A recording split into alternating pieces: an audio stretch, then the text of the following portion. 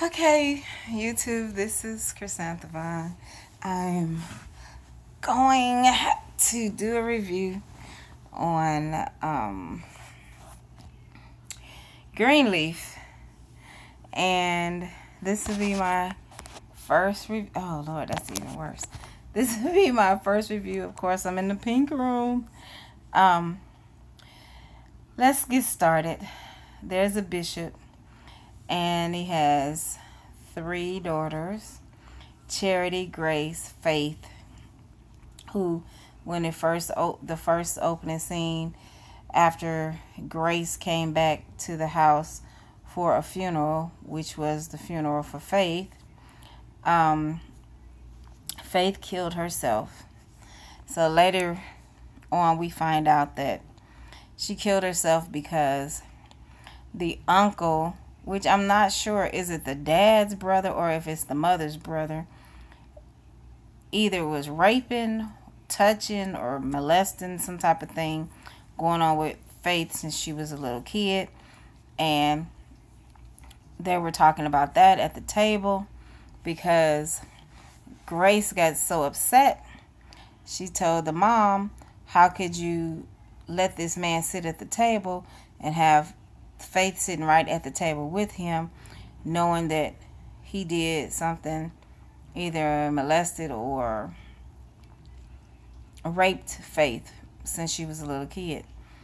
So it goes on. Grace has a daughter. She's in high school, and Grace's daughter is trying to figure out why are they coming back to the family house, because they were supposed to be going to New York or some other city where 2020 is filmed, because the mother had an interview with the TV show 2020 to be an anchor on there. And the mother, Grace, originally was a high-powered pastor. Her father has this church, and the different players are the son, I think his name is Jacob. He is a pastor there, associate pastor. The girl, Charity, is a worship leader at the church. Grace used to be a high-powered pastor. And then I guess Faith was just over the children's church. This is supposed to be like a 4,000-member church every Sunday. So the thing with the church is that Jacob's wife is very outspoken, and she has some issues with Grace coming back. The mother, Grace's mother, is an a-hole. I think that she just doesn't like Grace because Grace speaks her mind and stands up to her, where everybody else just bows down, including the bishop.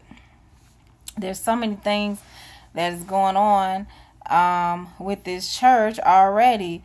The pastor does have some moving sermons, because even the first sermon that they showed him preach, I was gonna get up, and I was in my own house to give myself to God, because it was a compelling sermon with the analogy of emails and letters that somebody is sending to you, and all they want you to do is to come back home. So Grace rejoined the church from just that one sermon, and to just put Grace down, or what she did, on the back burner, or make it not just a big issue, the uncle, who's done all these treacherous things, and the father is allowing him, the bishop is allowing him to stay in the church.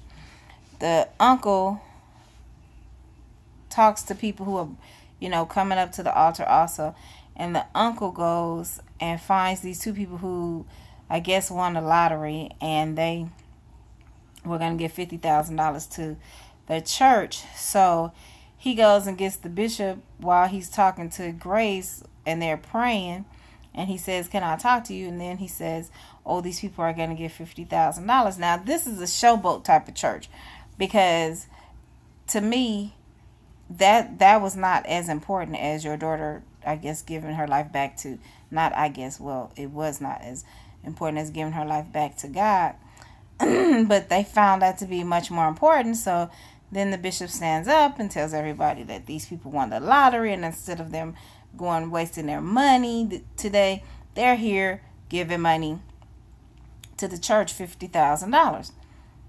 So everybody claps for that. That's what we call a showboat church.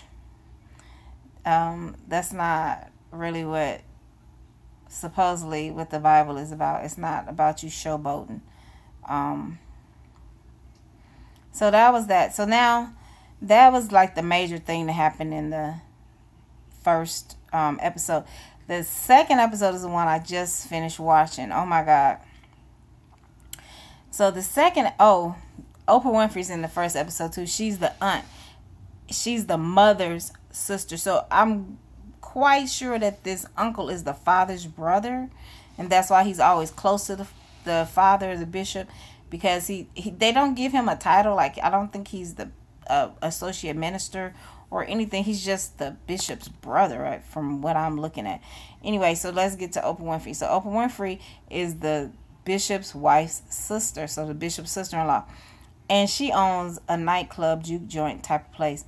And, yeah, she ain't liking that uncle.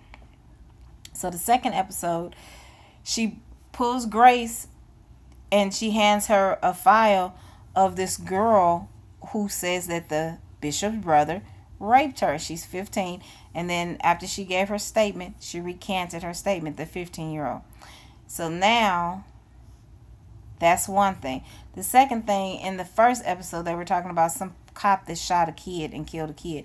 So when Grace, in the second episode, Grace gets an office, the father gives her an office and tells her to do the pastoral things at the church, because the bishop can't do the pastoral things. That's the mundane, everyday one, not mundane, I'm sorry. That's the everyday goings on of the church that the bishop can't do because he's doing other things, which I don't really see nothing that he really doing, but whatever. Anyway, so as she's doing these things, pastoral things, she gets some phone calls. She's answering phone calls. You know how people leave messages, voice messages. So there's the voice message from this cop who shot the little boy. The bishop said he never even knew. He never knows who's at the church because he has 4,000 members. So she wants to meet with this cop. So she goes and she talks to the dad, and he's like, just let it go.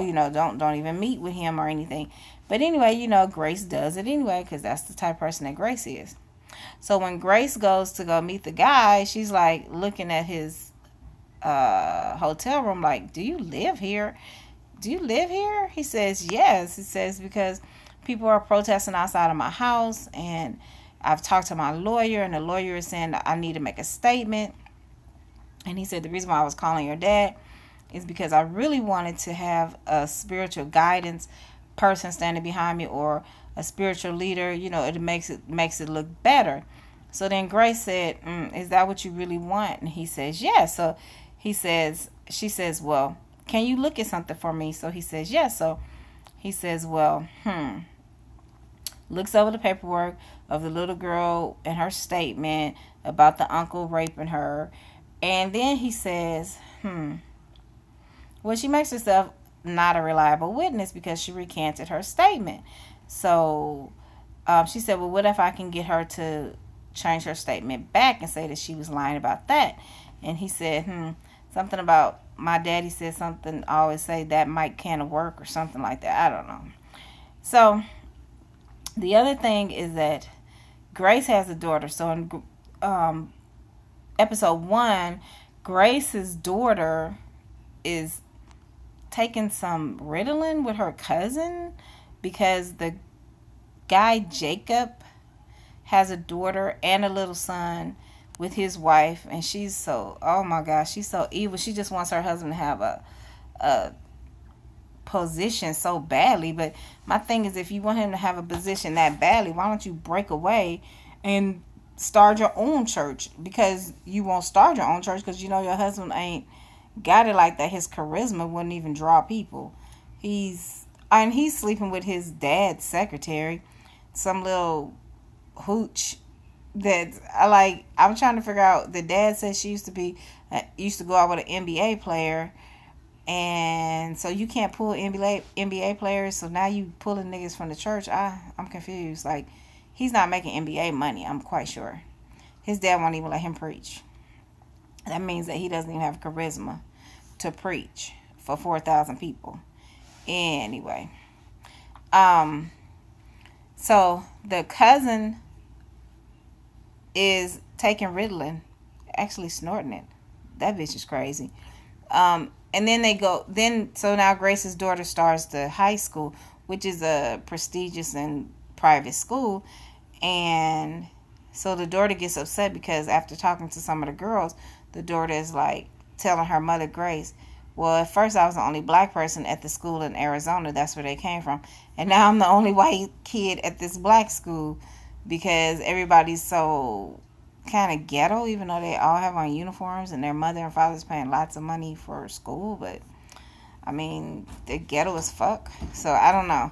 So, that's how that's going down. I'm going to continue to do reviews of this show because I think that it's going to end up being a good thing. I have never really watched anything on, but this will be, well, that's a lie because I like Whitley, Kim, and Sweetie Pies. But other than like a show, a serious show, I never watched it. So we'll see how that goes. All right, bye-bye, YouTube.